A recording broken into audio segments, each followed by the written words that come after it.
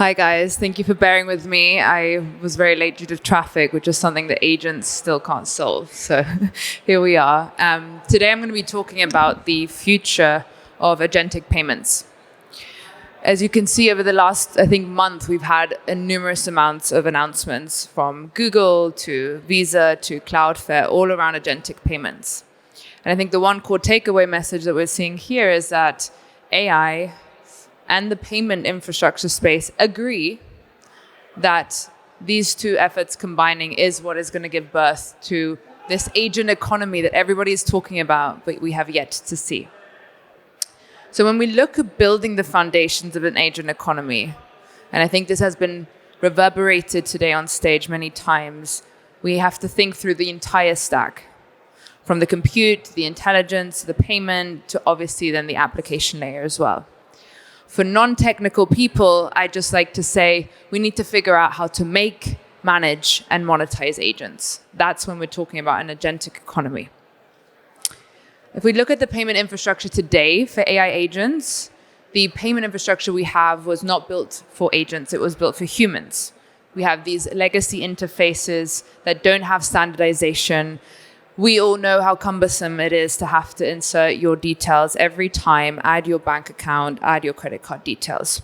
And on top of that, all of this at a very high transaction fee, from 1.5 to 4.5%, depending on the user. Then let's look at the evolution of agentic commerce. So we had companies like PayPal and Visa mark the 2000s. Then we're getting Shopify and Stripe. We then started having, obviously, the decentralized crypto competitors join. And then on the fourth, not only 402 Pay, which is the solution BitGPT has built, but obviously more and more commerce solutions in the agentic space. So I wanted to give an overview, because my intention here today really is to educate and not just, but also to shill our product. So as you can see, when we're hearing about all these different solutions, I get asked every day, what is the differentiating factor between what we have built, what other people have built in the space? And I think it's really important to contextualize that some of these solutions, they really vary on how agent ready they are, or how much were they built for agents from a pure stance versus for humans using agents. And also, like, how much is the breadth of the solution? Right? Is it a narrow little protocol, or are we talking a full stack integration? At BitGPT, we really want to be at the forefront of the future of this checkout journey, essentially, for agents. And that requires agentic readiness, and it requires us to look and provide the full stack. What does agent readiness mean, just to contextualize this? So Visa's solution has been to sort of issue a virtual card with some tokens that you upload and you go. I think Visa's approach, Stripe's approach, etc., have been very indicative of what I mentioned before, that you have the legacy players. They're not sitting in a room and thinking sort of first principles, ground up. What does an agent need? Not what does a human need? What do our existing customers need? What does my existing P&L need? What does an agent need? That's the exercise we were privileged enough to do. And the existing legacy companies, they're obviously just looking at how do we stay relevant, right? And I really want to make sure that everyone here understands the differentiating factor, because there comes a time where we simply cannot just brute force legacy systems into the innovation needs of today. So an exciting thing about this is actually that in order to go forward, we do get to look backwards. And what I'm going to refer to today is actually a status code in the internet called HTTP 402, which is given the name to our payment solution, 402 Pay. We all know that the error code is 404. Every website has this. What not many people know is that every website in the internet also has a 402 status code.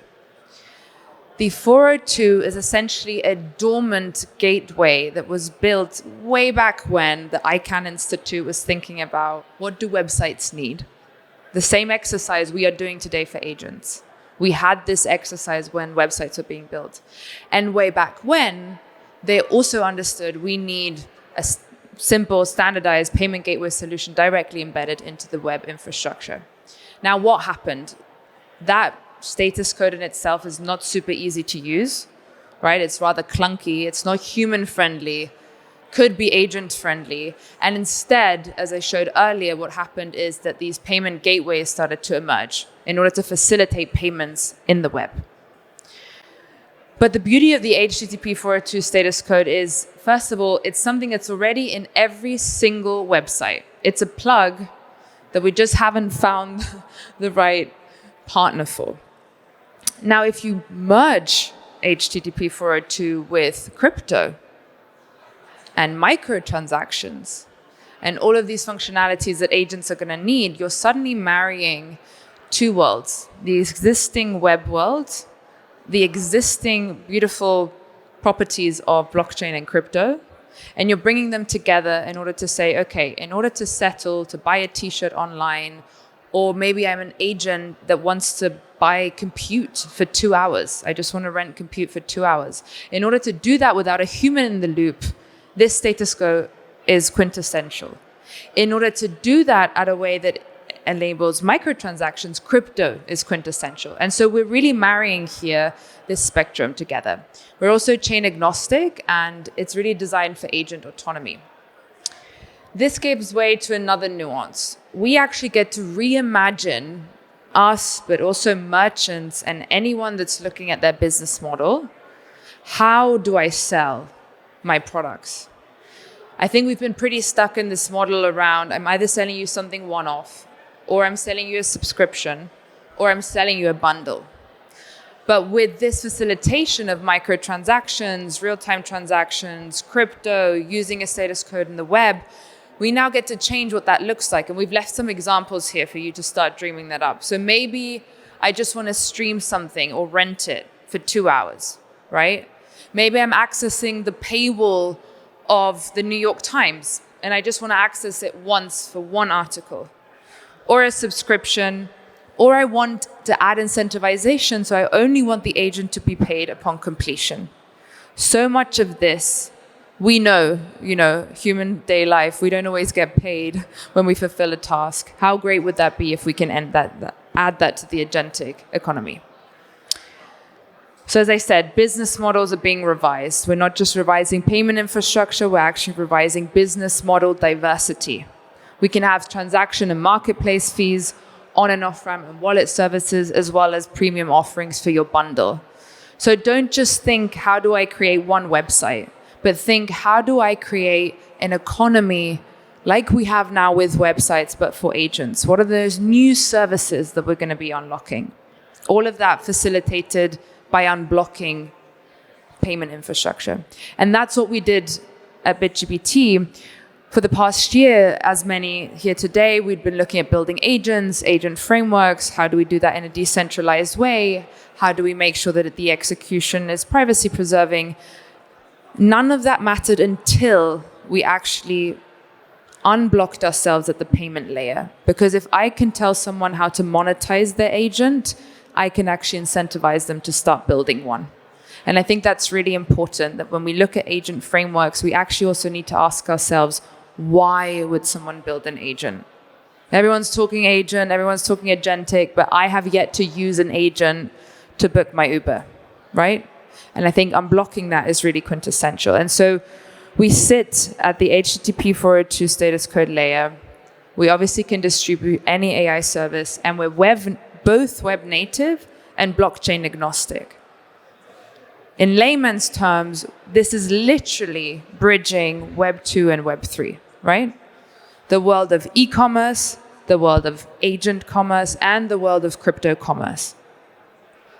What does this look like? We can obviously enable programmable payments between agents. For us, it's 3 simple steps. You can choose the service you want to sell. You can connect your wallet, and then you choose the currency that you want to denote your service in. That might be Solana, that might be Bitcoin, or it might be fiat. And that diversity is what's going to be driving the agent economy. Just a quick overview of what that looks like. Obviously, you can come online. I urge you all to try this tool. And as you can see, there's different modalities to actually use this. Are you a KOL that wants to be selling a trading course on X and be charging Solana for it? Epic. Go use 402 Pay. Or are you a business, a hotel group that wants to start accepting crypto? Amazing. Or are you selling inference to AI companies and you have an API endpoint that you want an agent to be autonomously able to use? Great. We're here for all of that.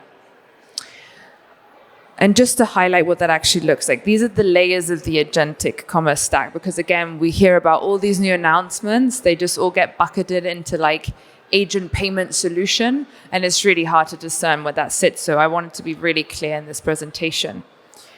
We have both launched an open protocol called H402. I know many of you know X402. The difference fundamentally is that we were not happy that X402 only supports USDC and Base. We were not happy. Most of our partners were not very happy. And so H402 is an alternative that's completely chain agnostic. It supports even up to Bitcoin, any chain, any token, any agent. It's there for builders. We do not take revenue on it. Just start building with it.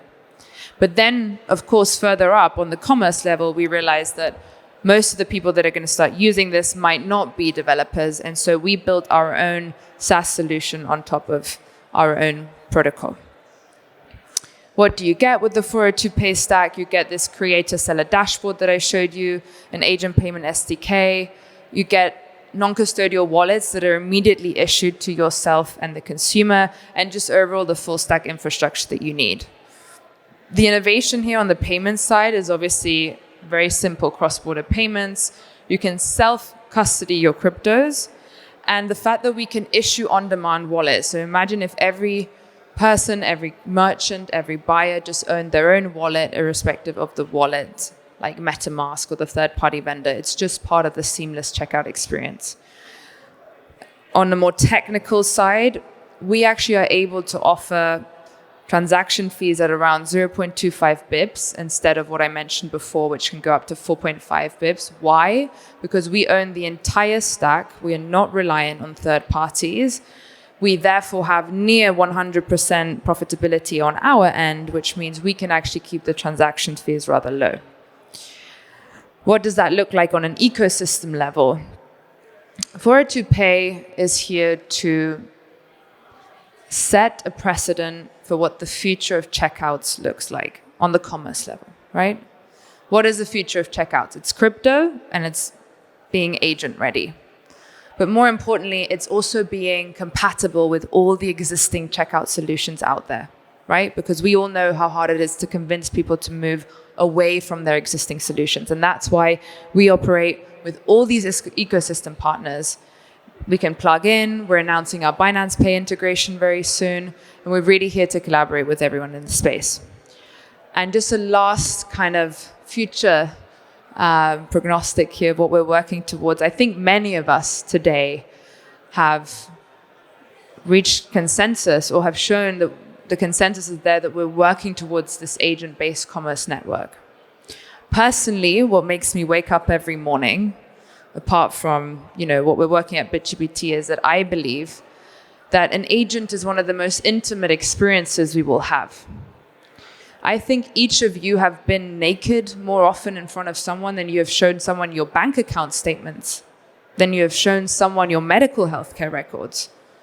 Those are highly sensitive and intimate data points that we rarely share. And now you're giving access to that to essentially a tool that's here to help you ideally, that you want to delegate tasks to. But if we do that without the architecture being privacy preserving, decentralized, and autonomous, we really are just exacerbating an Orwellian version of the future. And I think we get to really conduct that choice, but it's for us in this industry to permeate the education that this choice exists and that we don't all just have to go build agents on like OpenAI, right? And that pretty much concludes it. Thank you so much. I'm really excited building this, and I'm excited of everyone that's here to build decentralized agents, not just agents for the sake of it. Thank you.